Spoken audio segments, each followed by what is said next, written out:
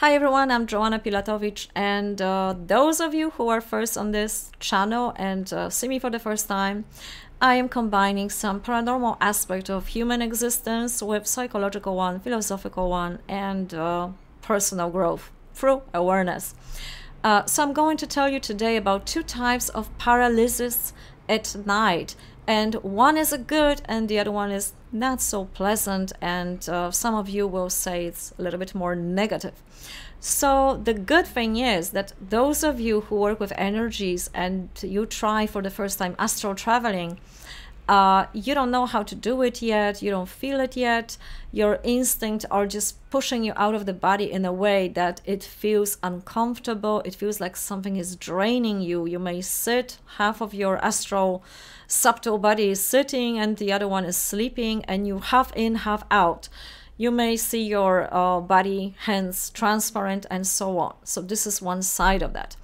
Another one is this more negative, when other entities or people are involved. Some consciously are trying to do you wrong. Some are not conscious about it. Let's say they just obsessed about you or fall in love with you. They want something from you. They want to convince you to do something and you don't want to. And they are coming in astral and just to, like a spy trying to see or trying to touch you at night, so on. So it feels like a draining your energy, draining your life force. And there are other entities that are not currently in a human form. And just to give you an example, I had that recently dream about someone else who experienced that paralysis, told me about particular demon that made an offer in the dream about it. So it was feeling like a draining force, sucking out the life force, life energy from him. Another way is also when they usually sit. So when you're laying sleeping on your back, some of you experience like something sits on your throat or on your chest, because those are transparent energetic centers in your body, so-called chakras or however you call it. And of course they would like to get there for the feeding purposes, of course. Please remember, whatever I'm saying isn't paranormal. So whatever I'm saying, it's more from the dreaming, lucid dreaming perspective, and verify everything what I'm saying. Do not believe me in whatever I say. Check it for yourself. Check with your experience how it really is. There is so many people out there, or so-called teachers, that I think, please verify everyone. So me too. Because you cannot really check unless you have this experience yourself. You cannot really check. This is paranormal level. A lot of things may happen there, and whatever people say may not be exactly what you are going to experience. This other entities that are coming to suck out energy or have a certain deal with you because you had reincarnation when you had a contract, for example. So they come in a certain, let's say, astrological weather when the certain portal is open. And then they try to, okay, pay back what you promised, and so on. You need to deal with that, of course.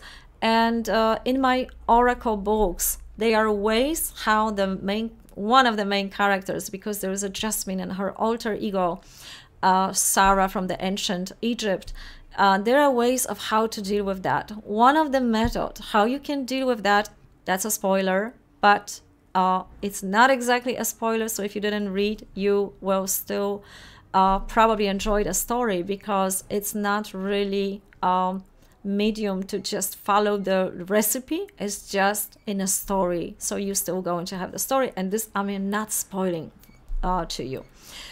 So one of the way how to deal with that is to ignore the opponent. And Jasmine in the book, when she met a devil in the church, I'm still not spoiling it, she ignored it. So it was very, very important to her to not look directly in this creature's eyes. She knew that if she won't do it, she will be fine. And she woke up quite well. Another way is to follow your instinct, and as quickly as possible you wake up, and please do not stay in bed. Take a few seconds to walk to the bathroom, take care of your needs, and then come back. Those of you who are doing protection, energetical protection, please do so. And of course, I'm not going to get into that because we had separate videos about it, about the way of protecting yourself and so on. And another way that I'm not recommend to everyone, although Jasmine in my books, she did also that later on in another parts. There is something like you take, there is a certain expression in the Polish language. I am not sure how it's gonna sound in English, but you are grabbing your opponent. So it has something to do with the attack. We have this thing in Poland, like you grab the bully with on its horns and you face it. And if you're not ready for it, I absolutely do not recommend that, because it takes a certain attitude, certain mental frame of mind to do that. And you also need to be absolutely sure you can do it. So there is also that. So please remember those 3 ways of how you can deal with that paralysis. And now, since we are here, I will tell you about 3 categories also of people, because it also will help you to differentiate what phase you are in and maybe what would be the best for you to choose. Whatever you're dealing with, is it night paralysis or life situation relationship? And I also tell you why it's better to slow it down, although I know in my speech right now I'm not doing that. So I hope you understand why it's better to slow down in your real development, spiritual growth. It was offered me in a sense because I also asked this question in my meditation, and the first impression I got, always I get the feeling, I get the voice, I get images in my visions or perception, how I'm channeling the messages. So I felt that it's the clarity of being enormously powerful. And the next image, of course, this was coming from my book. Hey, why are you even asking that if you abused the power in the ancient Egypt? Because you were so powerful, you abused the magic. So now, of course, to not let you do the same mistake, it is slower, it is harder to gain your power back. So slowing down, it makes us pay attention to the details and not miss anything on our growth that we shouldn't miss. If it's too fast, we are going to miss a lot. We are going to experience the firework all around us, which is not a real spiritual growth. It's just tricks on the way. It's just magical tricks, and it's fun, it's entertaining, it's beautiful. Maybe everyone wants to see auras, colors around people, but it's just a side effect. This is not spiritual growth. People can be total assholes and they still can see auras. Yes. It is better to slow it down. And the next thing that appeared in my vision when I asked this question, why it's so long? Why we have to go so slow? First of all, I know why I had it slower this time. But the second thing is, everyone who experiences too quickly, there is a high chance that they will also abuse the power, but also it's a very thin line between being a genius and simply schizophrenic. So the amount of, let's call it light or enlightenment or whatever that you want to call it, that comes through your energetical channels can destroy you, can destroy capacity of your ability to experience that and put that together. And it's like, you know, there is no more space in the computer on the disk. You are going to be overloaded and you are going to crash. And this is a big danger in the spiritual growth for many people that they are crashing. They go so high too quickly.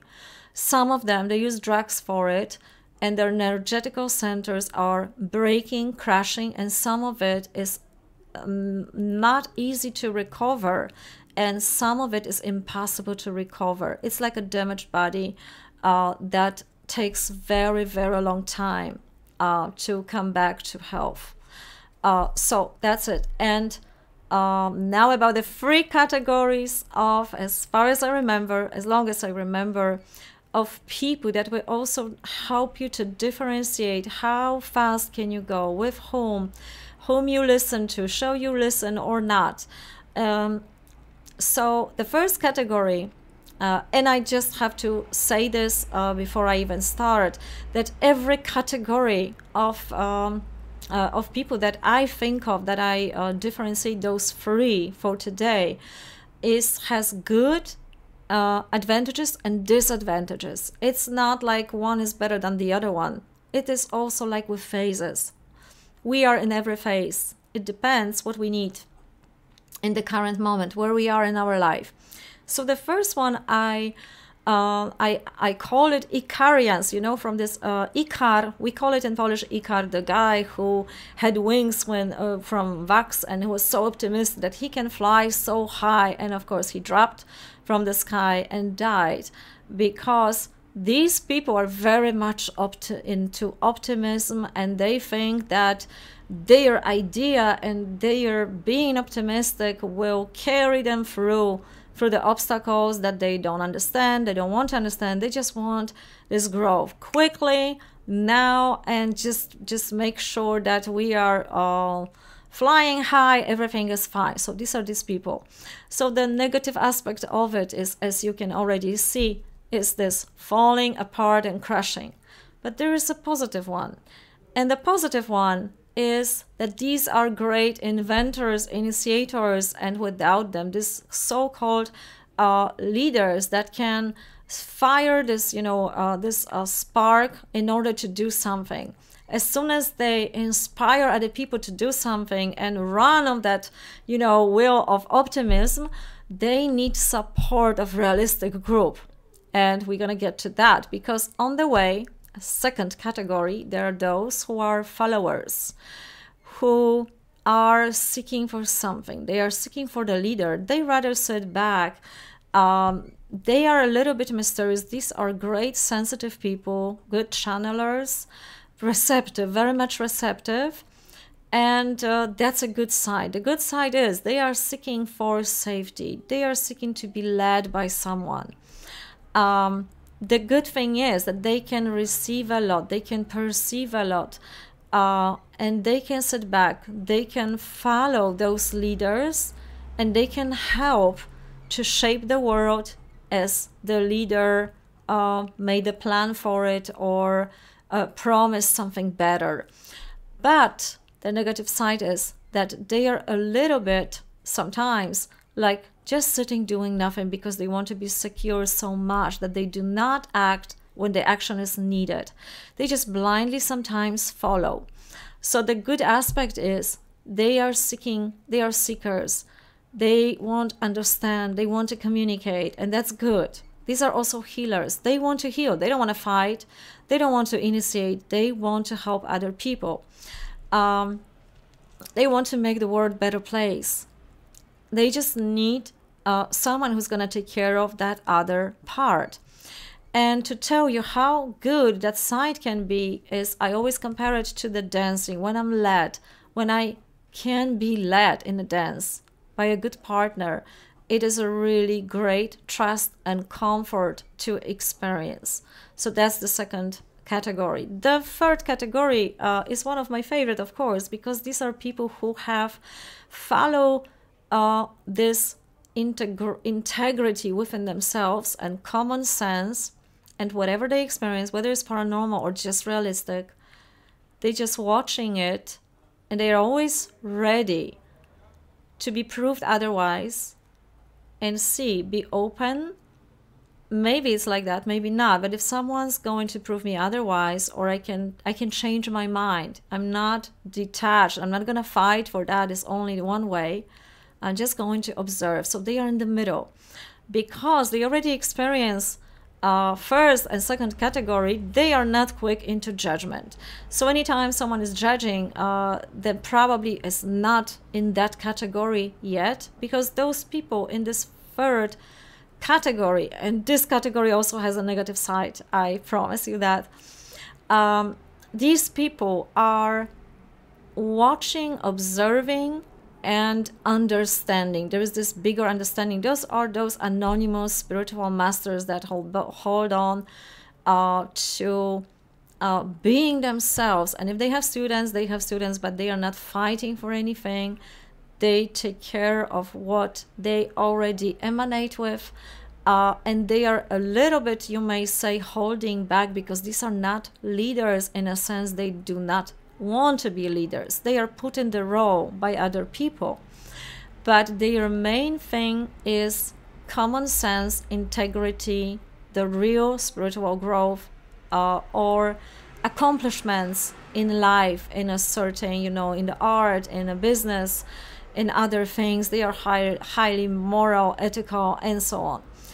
So the negative side, of course, is because they don't want to lead anyone. They know exactly the consequences and price of it. So they want just to be and live their life. And since they are not the leaders, the first category will take over. These are more, not into politics people, but more into activists. So they may work in the foundation somewhere. They may do something good for humanity, but they do not want to be first, not like the first category. So as you see, all those is like a one nice triangle, and we are going from face to face. We are exchanging those phases in between us, and all of them can be good, all of them could be wrong. It depends what we need current moment. If we need a certain comfort, we are in the phase 2. We need other people to take care of that, to lead, or to advise us well, because we just learn something. We just want to listen to someone who we think could give us some inspiration about what we want to do, because we don't know in the phase 2, in the category 2, where we are a seeker. And if we have this absolutely great idea, but we don't know how to put that in reality, and we run on that optimism, we also need those who believe in our idea, who will follow us, so we can be a group, we can be create a tribe. And we also need those advisors that will stay back and will point us out with the common sense, category 3, what we do not see. Okay, so this is it for today. I hope this was value to you. If it's value to you, bring it to the world. If not, let it go. Turn away. Go somewhere where you get your precious knowledge, inspiration. But if this is value to you, let me know about it. I will greatly appreciate that. So till the next time. And if you like to order my book, the new edition of Oracle #1 is already on Amazon, and I would love to hear what impressions you had while reading my story. So have a lovely day, night, evening, morning, wherever you hear this. Bye-bye.